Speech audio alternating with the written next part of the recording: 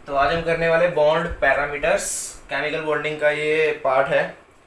तो bond parameters में हमारे पास सबसे पहले आएगा बॉन्ड लेंथ।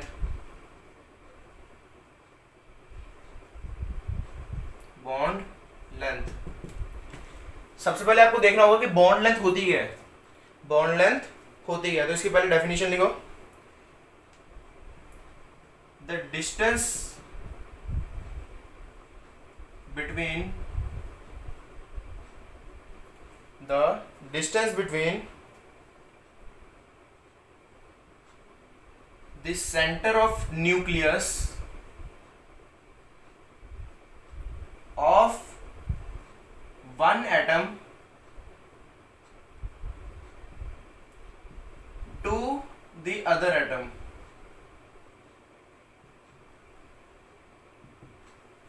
डेफिनेशन पढ़ो।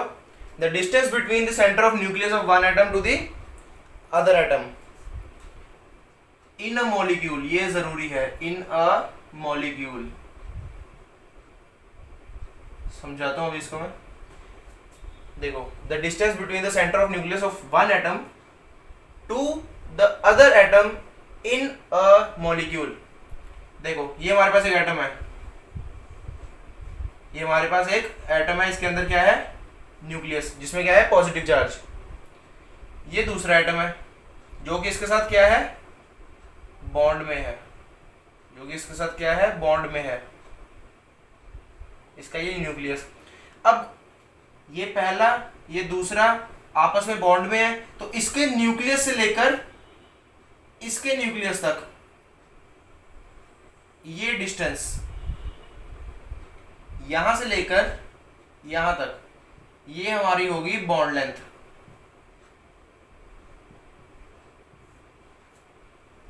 समझ आ रही है? एक एटम के न्यूक्लियस से लेकर दूसरे एटम के न्यूक्लियस तक जितना डिस्टेंस है वो हमारी होगी बॉन्ड लेंथ। और एक बात याद रखना, जो दो एटम्स होंगे वो कंबाइंड होने चाहिए, मतलब मॉलिक्यूल में होने चाहिए। मॉलिक्यूल में होने चाहिए मतलब, अगर मैं आपको ऐसे बोलूं, ये एक एटम, ये दूसरा एटम,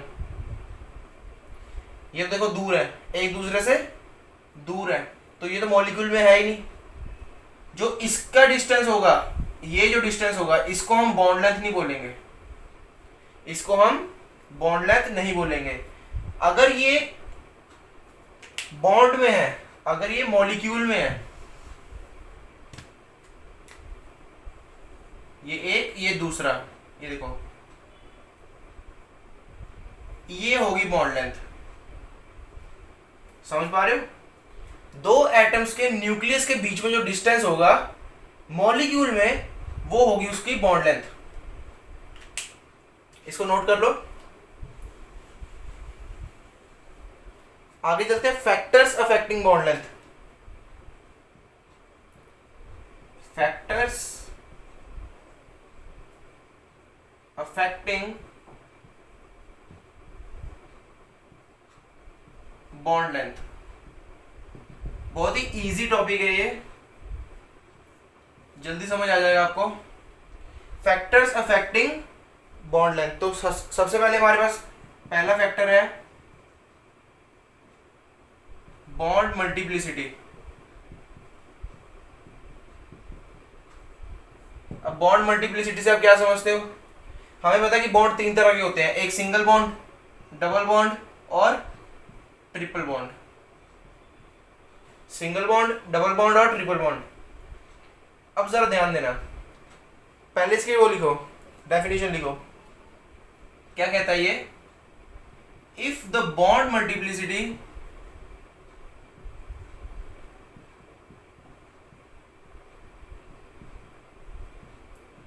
इज ग्रेटर,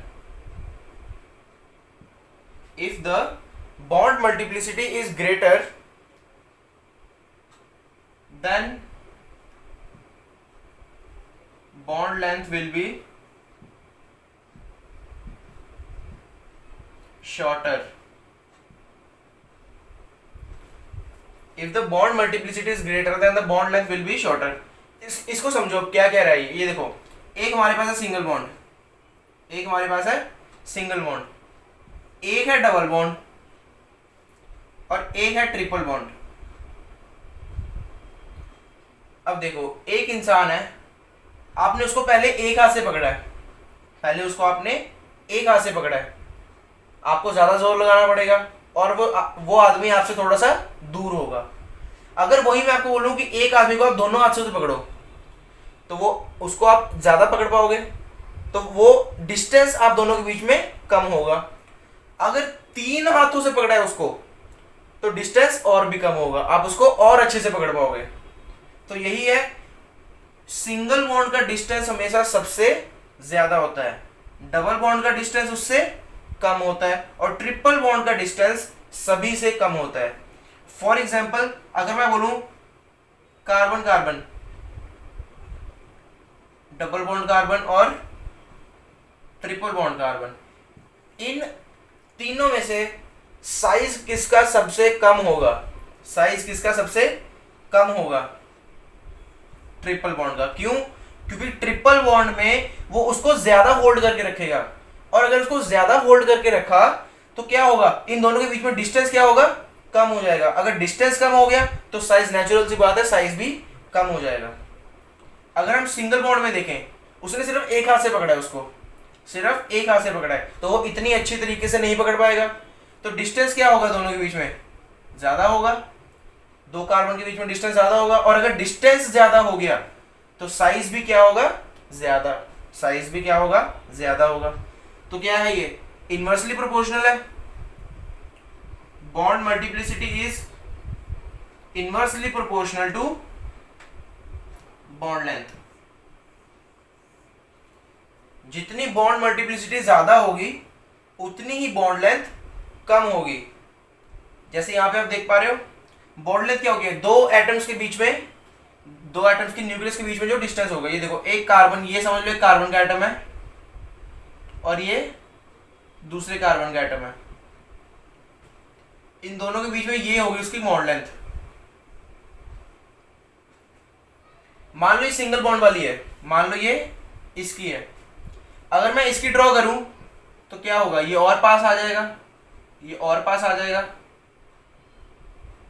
ये। अगर इसकी बात करूं तो ये और पास आ जाएगा। तीनों में किसकी बॉन्ड लेंथ सबसे कम है, इस वाले की, इस वाले की बॉन्ड लेंथ सबसे कम है। आई होप क्लियर है। सिंपल सी बात है कि एक हाथ से पकड़ा है तो वो थोड़ा डिस्टेंस पे होगा, अगर दोनों हाथों से पकड़ा है तो वो ज्यादा कस के पकड़ के रखेगा तो डिस्टेंस कम हो जाएगा। अगर तीन हाथों से पकड़ा है एक ही आदमी को, अगर तीन हाथों से पकड़ा है तो वो ज्यादा जोर से पकड़ेगा और डिस्टेंस क्या होगा, दोनों में कम हो जाएगा। ये है पहला फैक्टर। चलते सेकंड फैक्टर पर। सेकंड फैक्टर है इसका size of the atom.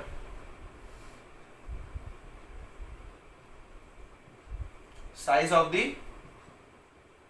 Atom. अब देखो ये फैक्टर क्या कह रहा है, the bond length increases with increase in size of the atom. The bond length increases with the increase in size of the atom.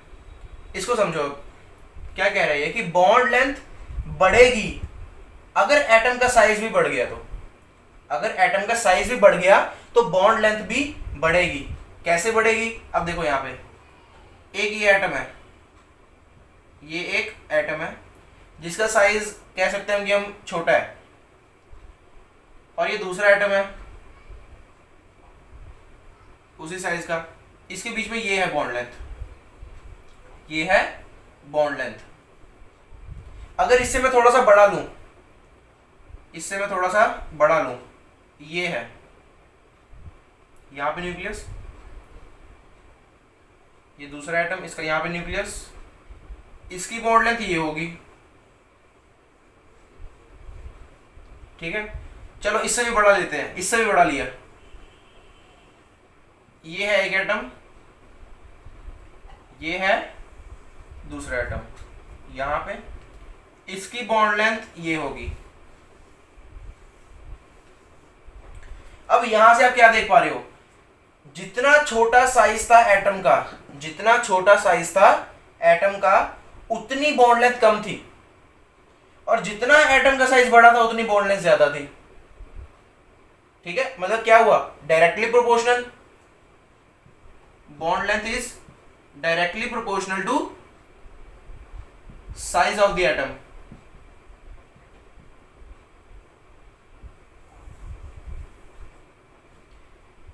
जितना बड़ा साइज होगा एटम का उतनी बड़ी बॉन्ड लेंथ होगी। इसका एक एग्जांपल करते हैं, चलो, सीसी बॉन्ड और दूसरा लेते हैं सिलिकॉन सिलिकॉन बॉन्ड। इन दोनों में से बताओ साइज किसका बड़ा होगा, इन दोनों में से साइज किसका बड़ा होगा, मतलब कि बॉन्ड लेंथ किसकी ज्यादा होगी, बताओ।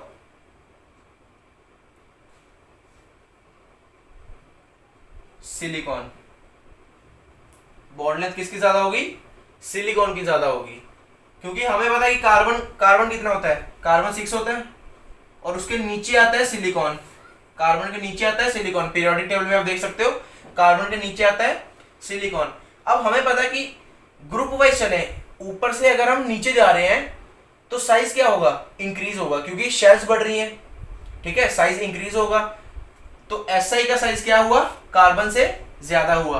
अगर साइज ज्यादा हुआ तो नेचुरल सी बात है इनकी बॉन्ड लेंथ भी ज्यादा होगी। समझ आ गया, चलो दूसरा एग्जांपल करो। अगर आपको बोलो silicon silicon and germanium germanium, किसका साइज बड़ा होगा, इसका साइज बड़ा होगा, क्योंकि सिलिकॉन के नीचे जर्मेनियम आ रहा है, इसकी शेल्स ज्यादा है, साइज ज्यादा है, तो अगर साइज ज्यादा है तो बॉन्ड लेंथ भी इसकी इसके कंपैरेटिवली ज्यादा होगी।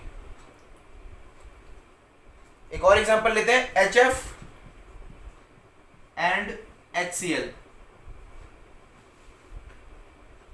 किसकी बॉन्ड लेंथ ज्यादा होगी, HF और HCl। अब इसमें देखो H तो दोनों में है, H तो सेम है, डिफरेंट क्या है, F एंड Cl, मतलब हमने कंपैरिजन किस में करना है, फ्लोरीन और क्लोरीन में।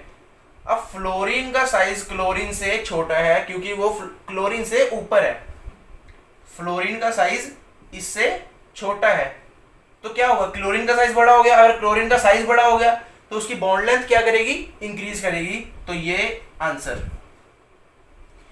यही है साइज ऑफ द एटम, दूसरा फैक्टर। बस इसके दो ही फैक्टर्स हैं। आई होप आपको क्लियर है। Thank you.